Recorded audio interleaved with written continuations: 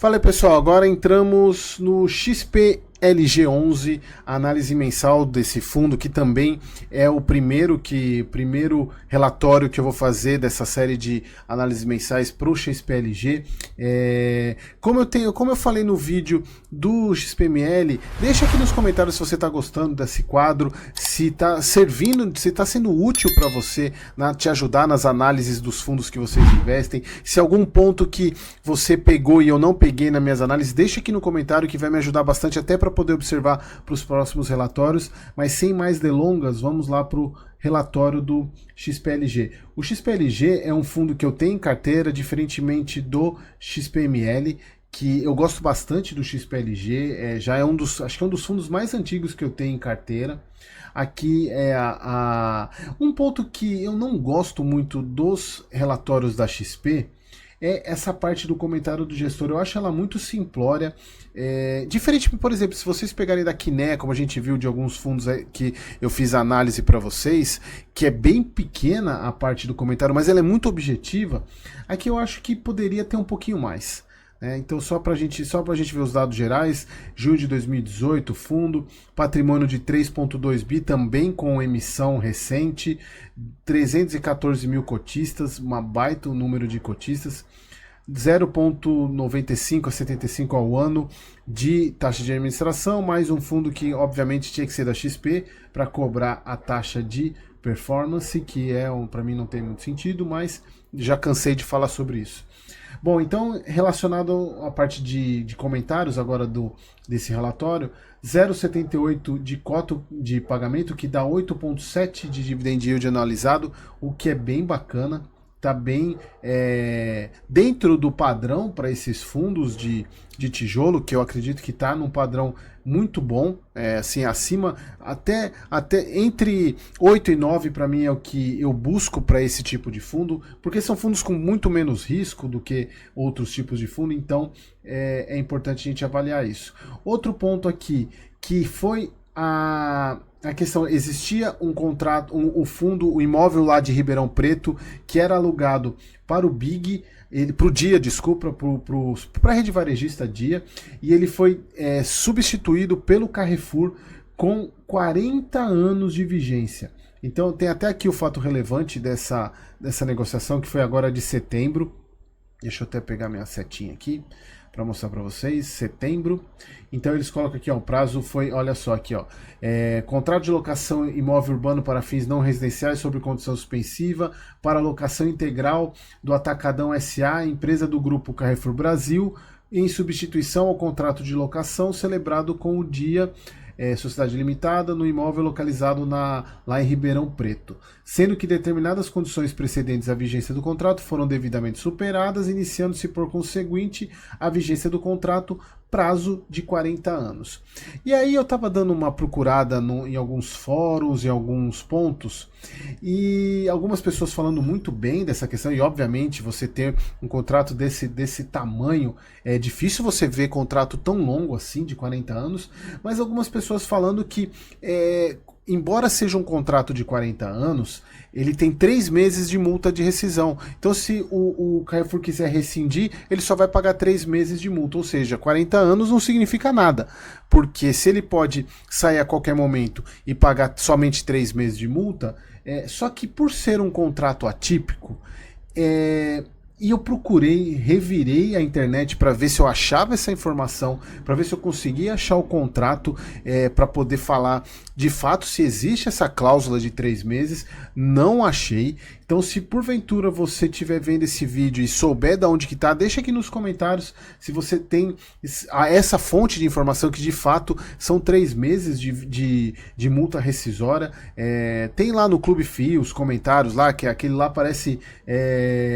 Eu vejo os comentários lá que eu fico até assustado, parece que o pessoal fica brigando, não dá muito pra seguir muito aquilo lá não, mas foi lá que eu vi que uma das pessoas falou que esse contrato tem vigência de 3 anos, um outro falou, conforme o comentário do outro amigo ali, que é de 3 meses ao prazo, mas não achei a fonte, e eles não citam a fonte. Não vou perguntar para eles também, eu vou até ver se eu mando uma mensagem para a gestora para ver se eles têm essa informação, Mas de qualquer maneira é um baita do contrato, um baita do contrato.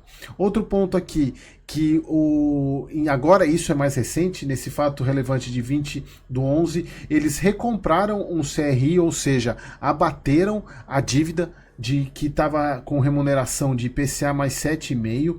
Então isso é muito importante, que eles até colocam aqui que foi recurso da sexta emissão, que eles utilizaram a recurso da emissão, o que fez com que reduzisse a alavancagem do fundo de 8,7% para 7%, o que eu acho muito bacana, você reduzir a alavancagem, embora a alavancagem já era baixa, então você reduz, obviamente é bom, eu até brinco, quando você tem dívida você tem que torcer para tudo dar certo, mas já era uma alavancagem baixa, que eu acho que não tinha muita necessidade de utilizar, mas é bom, assim, é bom você ter.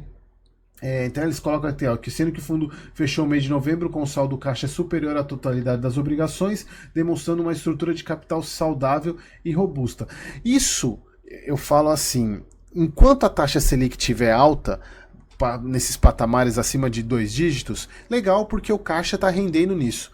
Começando a baixar de 2 dígitos, os fundos vão precisar se mexer. Então, no meu caso que sou cotista, não tenho tanta preocupação o fundo ter caixa, porque ele está rendendo a taxa ao mínimo ao 100% do CDI. Quando a taxa Selic baixar, fundo com caixa aí começa a ser perda de dinheiro, porque ele precisaria alocar esse dinheiro, mas é importante para poder fechar isso daqui, mostrar que o fundo está agindo para reduzir a alavancagem. Aqui mais um ponto, né, que eles não mostram a questão dos resultados do mês anterior, mas já a partir do próximo mês eu vou conseguir trazer isso melhor para vocês, a comparação. Então ele tem, olha só, teve um resultado base de 36 milhões, distribuiu 23, ou seja, sobrou uma baita de uma gordura aqui, que é o que a gente vai precisar ver. Eles têm 0,13 de saldo remanescente, que pode ser que tenha um pagamento no final do ano, inclusive aqui a gente mostra, porque eu acabei esquecendo, foi um ganho de capital que ele teve aqui, falando ao suprir o prejuízo decorrente da amortização do fundo GTLG, divulgado em setembro, foi concluída agora em novembro a cessão definitiva de aproximadamente 54% dos recebíveis decorrentes das parcelas a receber da venda de imóveis divulgada no fato relevante de 4 de julho de 22. Dessa forma, foi reconhecido um ganho de capital de cerca de 15 milhões. Então, isso daqui, ó, tá aparecendo aqui, ó. Embora o fundo tenha distribuído 0,78, ele teve um resultado que é o que mostra aqui, esse resultado enorme aqui, comparado ao que foi distribuído. Pode ser que tenhamos um pagamentozinho interessante aí no próximo mês. Fiquemos atentos exatamente por causa dessa questão desse lucro que o fundo teve, embora ele tenha amargado um prejuízo aqui isso aqui foi setembro. Bom, aqui a questão da negociação da cota, que para mim também não tem muita relevância. A parte de liquidez também, ele é um fundo com uma liquidez muito alta, então também é outro fundo que eu não vejo que vai baixar para a base 10 por um bom tempo. Aqui a parte de rentabilidade dele, vejam que ele tem uma rentabilidade muito maior do que o próprio IFIX, se a gente for pegar isso aqui pensando na questão do valor da cota com os rendimentos. Aqui a parte de como é que está o portfólio dele hoje, ele está em 86% em imóveis, tem 11% em caixa, então ainda tem um saldo remanescente de caixa da emissão, tem 3% em cota de FII, aqui 60% atípico, 40% típico, ele é um pouco diferente do BTLG e do HGLG, ele tem, nesse caso aqui, mais contratos atípicos, já nos outros dois que eu citei, são mais contratos típicos, até mesmo pela localização, que a localização dos imóveis desses dois fundos é melhor do que a do XPLG. Aqui os locatários, aqui uma ressalva para Via Varejo, a gente tem que ficar esperto, porque é um ativo que tem apresentado problemas, como vocês têm acompanhado no mercado aí, então 12% faz parte da receita do XPLG, a gente tem que ficar atento.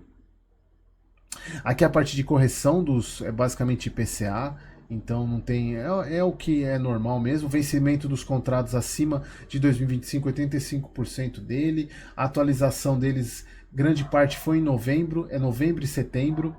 As revisionais a partir agora de 2025, a maior parte. A vacância dele, como eu falei, é baixíssima, 2,3%, é muito baixa, assim, é excepcional.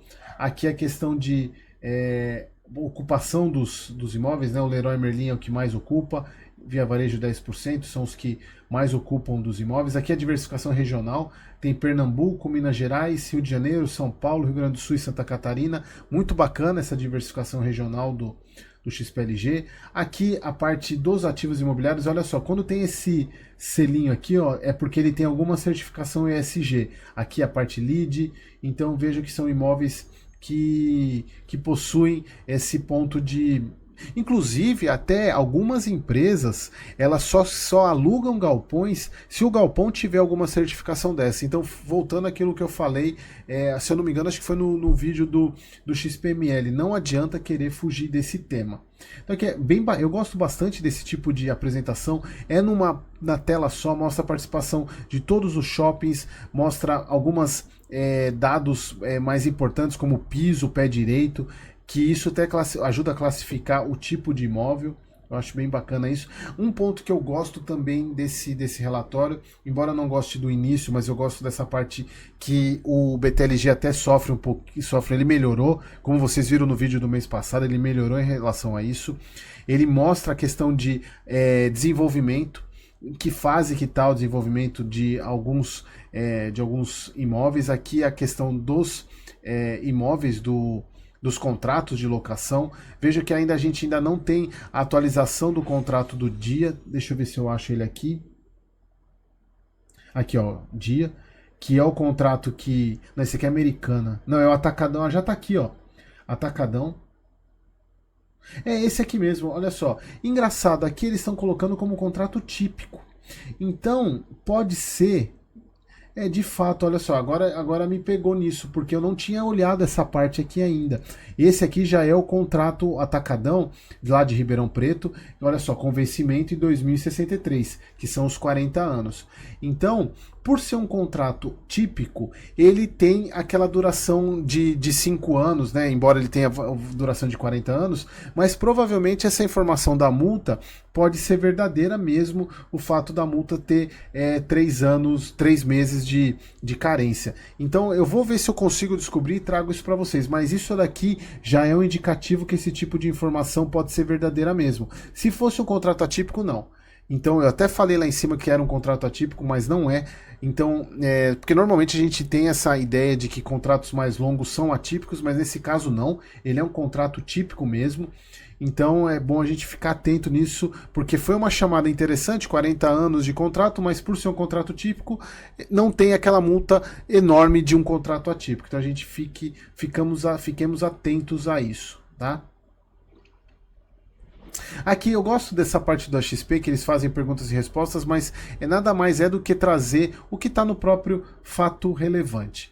Então, pessoal, espero que vocês tenham gostado. É um fundo que eu tenho em carteira, até um tempo atrás estava com um preço bom, eu não refiz, porque faz tempo que eu não aporto no XPLG, mas é um fundo bem bacana e que vai continuar sendo, vai tendo monitoramento mensal dele aqui no canal, tá bom? Espero você no próximo vídeo.